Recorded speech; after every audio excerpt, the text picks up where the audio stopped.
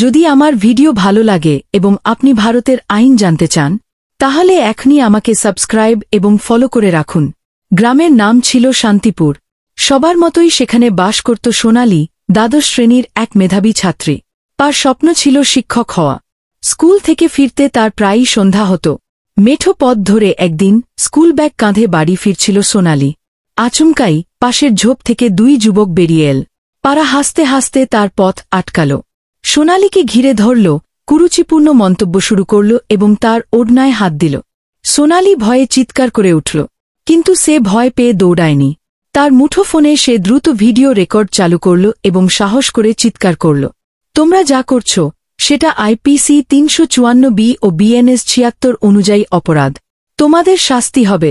বাধা পেয়ে ছেলেরা পালিয়ে গেল। সোনালী সেই ভিডিও নিয়ে থানায় গেল। স্থানীয় পুলিশ আধিকারিক সরাসরি মামলা রুজু করলেন। গ্রেপ্তার হল অভিযুক্তরা। গ্রামে সবার সামনে জানানো হল তাদের অপরাধ। আইপিসি ৩৫৪ ও বিএনএস ৭৬ অনুযায়ী নারীর প্রতি এমন আচরণ কঠিন শাস্তিযোগ্য।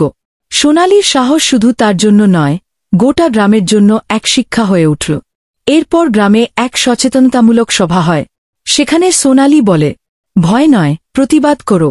আইপিসি ৩৫৪ নারীদের সুরক্ষা দিতে তৈরি হয়েছে। এই আইন আমাদের ঢাল।